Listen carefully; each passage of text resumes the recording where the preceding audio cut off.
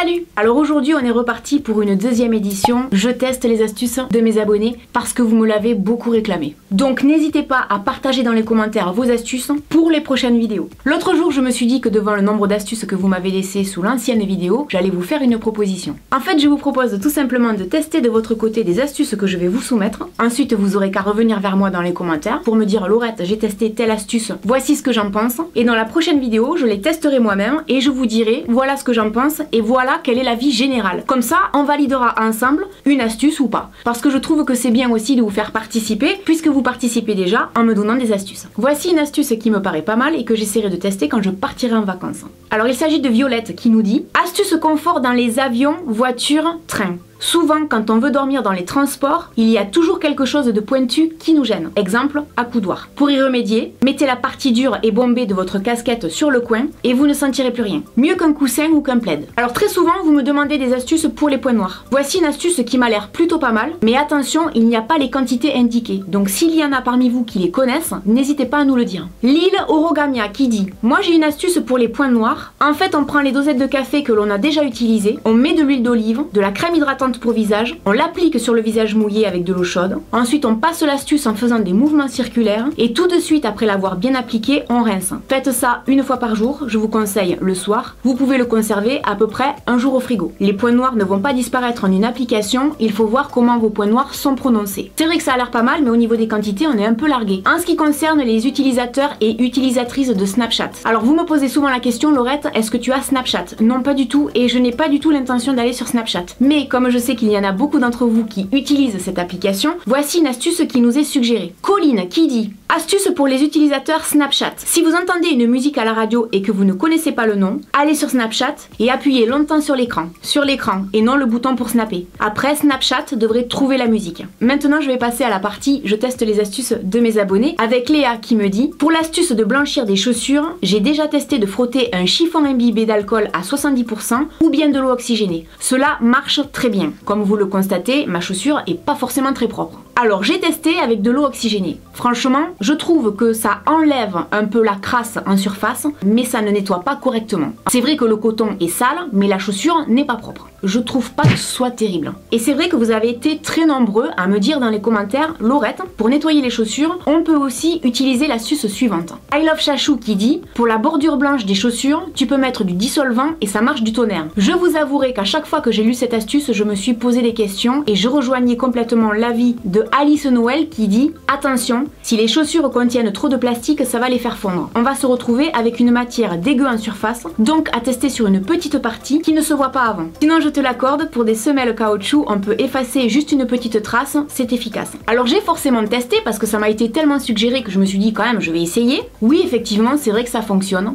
Maintenant j'avoue que j'ai pas osé tester beaucoup plus que ça parce que j'avais vraiment peur de me retrouver avec un plastique complètement rongé au bout de quelques temps. Ce qui fait que j'ai préféré laisser tomber et continuer avec une astuce que vous êtes nombreux à connaître, dont j'ai moi aussi parlé en vidéo. Il s'agit tout simplement de prendre de l'huile. Moi je vous avais dit qu'avec l'huile de coco ça marchait très bien, mais ça marche avec plein d'huile. Par exemple là j'ai essayé avec l'huile de germe de blé pour vous le montrer. Je pense que c'est l'astuce la plus simple en fait, parce que moi le dissolvant, je vous le redis, me fait quand même un peu peur. Surtout que si on dépasse un peu, par exemple moi j'ai une chaussure en cuir, le dissolvant sur le cuir, je suis pas sûre que ce soit une bonne idée. Alors qu'une huile, ça peut que nourrir le cuir. D'ailleurs, vous n'avez qu'à remarquer la chaussure avant et après, nettoyer avec de l'huile, je pense que ça se passe de commentaires. Donc, je vous dirais que pour moi, le dissolvant, c'est pas un flop, mais ce n'est pas une astuce que j'utiliserai au quotidien. En tout cas, je vous remercie à tous pour les suggestions que vous avez pu me faire.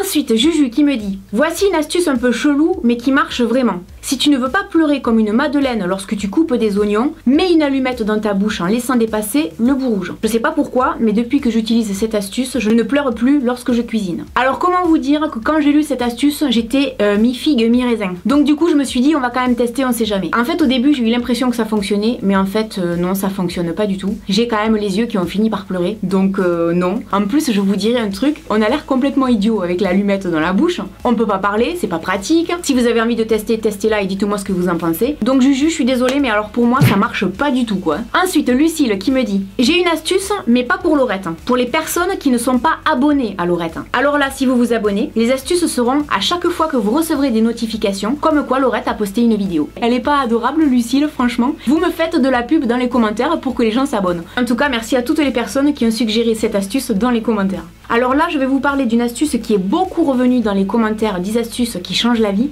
parce que je vous avais posé la question suivante. Et pour finir, je vous dirais que j'ai un petit souci avec une chaîne qui est toute entremêlée. Est-ce que vous auriez par hasard une astuce pour démêler donc les nœuds? J'ai essayé les astuces suivantes: l'huile d'olive et la farine, ou le talc. Ça marche pas, ça défait pas les nœuds. Et puis ça rend le collier bien dégueulasse. Si vous avez des astuces, eh bien je les testerai. Et si effectivement il y en a une dans le lot qui fonctionne, eh bien j'en parlerai dans une prochaine vidéo. Je teste les astuces de mes abonnés.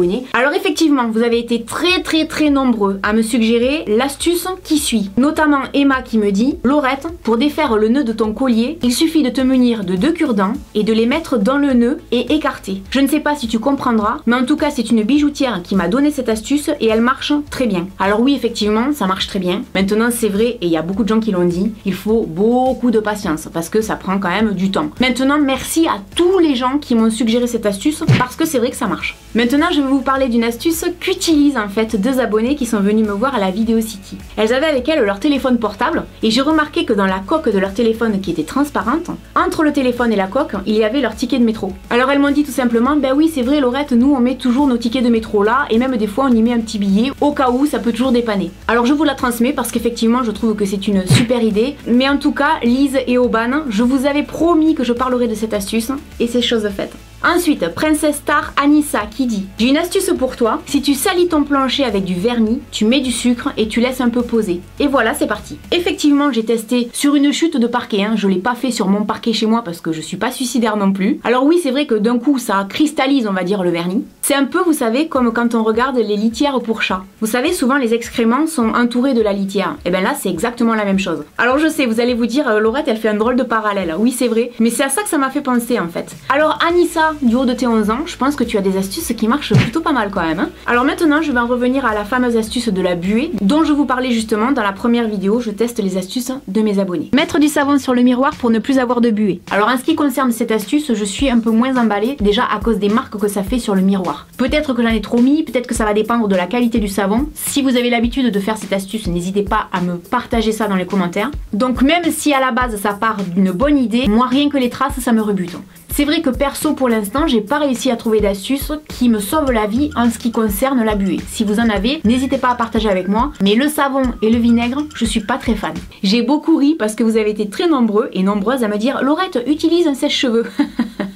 C'était très mignon, mais cette astuce-là, en fait, je la connais. En fait, je pense que je me suis mal exprimée. Ce que je voulais vous dire, c'est que je voulais une astuce quand on sort de la douche, que ce soit déjà fait. C'est-à-dire que quand je sors de la douche, je me vois. Et pas que j'ai besoin de faire quelque chose pour me voir à nouveau. En fait, c'est ça que je voulais dire. J'ai reçu également d'autres suggestions en ce qui concerne la buée, comme mettre du dentifrice, ou alors, comme me dit Aurore, pour les buées dans la salle de bain, c'est pas du savon, mais de la mousse à raser. J'ai essayé et c'est yes. Alors je n'ai pas de mousse à raser, du coup j'ai fait avec du gel à raser. Ce que je peux vous dire une fois de plus, c'est que effectivement je pense que c'est comme le savon, c'est-à-dire que ça fait un film sur le miroir, donc ça va le protéger. Effectivement ça fonctionne. Là par contre quand j'ai filmé, on dirait que ça fonctionne pas du tout, mais oui ça fonctionne. Maintenant, le problème c'est les traces que ça fait sur le miroir. Moi personnellement, ça me plaît pas du tout. Ce qui fait que, là je vais être franche, on va laisser tomber la buée. Je continuerai d'utiliser mon chiffon microfibre, ça marche très bien. Après c'est comme pour tout, je pense, les astuces on les adapte en fonction de ses besoins. Moi personnellement ça me va pas, donc je continuerai pas. Mais merci à tous les gens qui ont voulu m'aider, parce que sur ce coup là, vous avez été hyper nombreux, vraiment.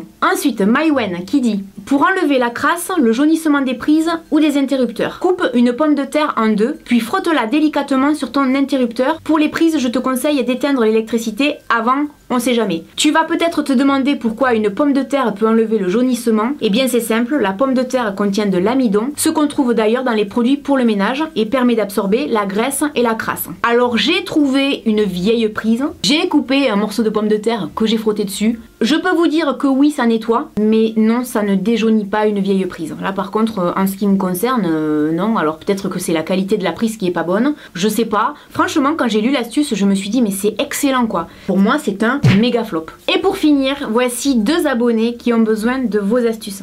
Tout d'abord, Chloé. Une astuce pour enlever un gros trait de stylo bic noir sur une veste jaune en simili-cuir. J'ai tout essayé, lac, lait pour le corps, eau, crème pour le visage. Je n'arrive pas du tout à m'en débarrasser. Et puis Clémentine qui dit: SOS détresse, mon vêtement est taché de vernis. Je suis ouverte à toutes les astuces. En ce qui concerne le vernis, je me suis moi-même posé la question quand j'ai fait le test sur le plancher, mais le plancher n'est pas une matière qui absorbe. Un vêtement, selon la matière, ça va tout absorber. Donc je ne sais pas. N'hésitez pas à nous faire part de vos astuces en ce qui concerne ces deux questions. Et puis je vous dis à très bientôt dans une prochaine vidéo. Salut!